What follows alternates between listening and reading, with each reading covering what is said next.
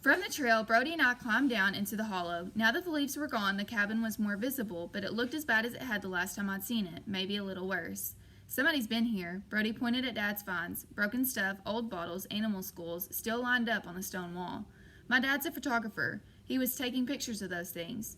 Brody stared at me as if I were even weirder than he thought. You're kidding me. Why would anybody take pictures of junk? You got all them beautiful mountains and you waste film on busted plates and broken bottles. Dad's got a digital camera, so he's not wasting film, I said. And besides, anybody can point a camera at a mountain. My dad's pictures are original. They tell stories. Well, let me tell you something. Nobody with any sense messes with old Auntie's stuff. In fact, hardly anyone ever comes near this place. You're here.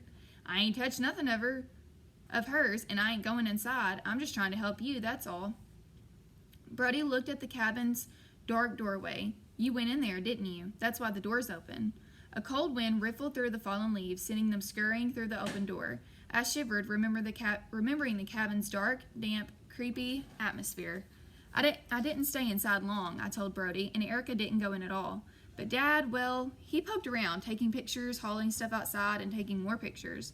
I remembered how Erica and I had sat on the wall, barely speaking to each other. Her absence stabbed me with guilt.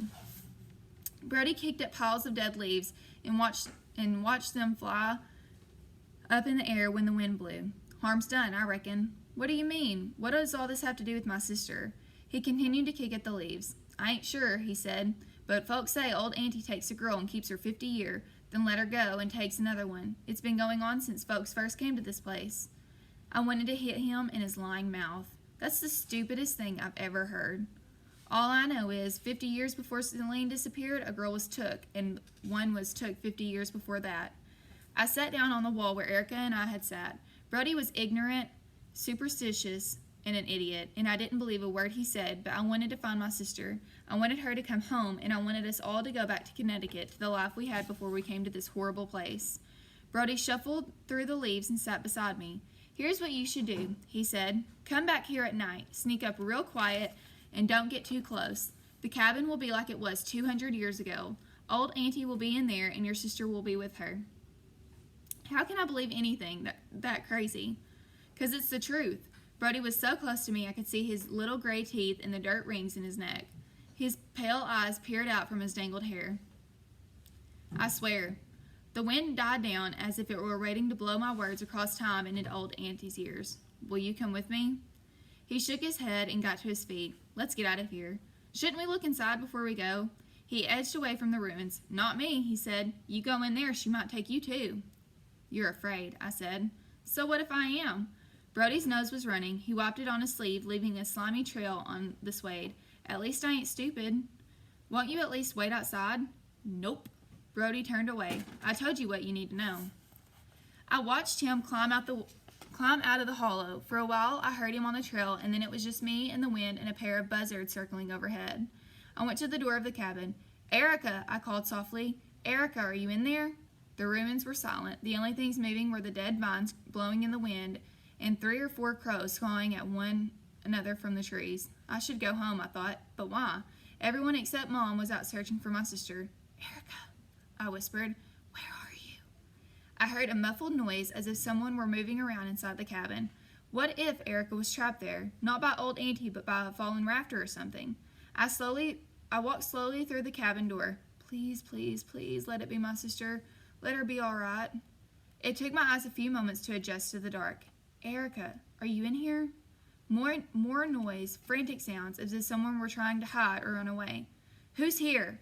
I hope my voice didn't give away my fear. Scrabbling sounds, an animal, I thought, a fox or a raccoon. I started backing toward the door when I saw a flash of green in the shadowy corner, red hair, a blue scarf. Erica! I climbed over a rafter, ducked under a tree that had fallen through the roof, and stumbled across the uneven floor. Erica, wait, don't run, it's me, Daniel. But she was climbing up a pile of rubble and trying to squeeze through the splintered remains of a window. Frantically, I grabbed her foot and tugged. What's wrong with you? I shouted. I come to take you home. Suddenly, she fell back toward me, and I saw her face. She was not my sister. Sickly and pale, her skin grimy with dirt, she had the look of a wild creature. I gripped her skinny wrist tightly. Who are you? How did you get my sister's clothes? Where is she? Let me go, let me go! The girl twisted and turned. She was so thin I was afraid of breaking her bones, but I couldn't let her go, not until she told me where she'd gotten Erica's things. That's my sister's jacket, her scarf, her jeans, and her sweater, her shoes. I shook her. Where did you get them? She give 'em to me. Told me they was my clothes. I could keep 'em. Erica gave you her clothes? I don't know nothing about Erica. Who gave the clothes to you then? I was frantic now, and scared. Auntie, she told me to wear 'em home, but I'm scared to leave the cabin. I don't remember none other home. She looked around. Thing is, I don't know what happened to it. There must have been a fearsome storm to make it look like this. The girl was beginning to scare me. What's your name? Let me go. She began to struggle again, but she was weaker now and easier to hold on to. Look, I said, you don't need to be scared. I'm not going to hurt you. Just tell me your name. Auntie calls me Girl. Girl isn't a name. It's what you are. Ain't that what a name is? What you are? No, a name is who you are. I can't see no difference. Besides, Girl is all the name I got. She couldn't be who I thought she was. No matter what that liar Brody said, it was impossible. Celine would be almost 60 years old now. Still, I asked anyway, does the name Celine Estes mean anything to you? No, it don't. She struggled to get away. Her wrist bones moved under her skin. Let me go, please. I didn't do nothing, only what Auntie told me. Holding her tightly, I pulled her toward the door. You're coming with me. No! She fought me with all her strength, but she was puny and probably underfed. With one free hand, she grabbed the doorpost and held on. Let me get the pretty dolly. Auntie, give her to me. She said I was to take good care of her. Keeping her close, I let her go back to the corner where she'd been hiding. There, in a pile of rags, was little Erica. Seeing the doll gave me shivers all over. That's my sister's doll, I said. She left her in the woods, and somebody stole her. Either you or Auntie. I never stole nothing. Auntie found her. The girl picked up the doll by one arm and cuddled her close. She's the prettiest thing I ever seen. I love her to death. Little Erica stared at the girl with her blank blue eyes. The small smile still curved in the corners of her mouth, but her clothing was soiled, her hair tangled, and her face dirty. It's a special doll made to look like my sister, I told the girl. Your sister must be real pretty, the girl said. Are you sure you haven't seen her? She's been missing since yesterday. Please, you must know something. You have her clothes, her doll. I never seen anyone but Auntie. The girl looked around as if she'd hoped to find Auntie hiding in the shadows. She was as desperate as I was. Where is Auntie now? I asked.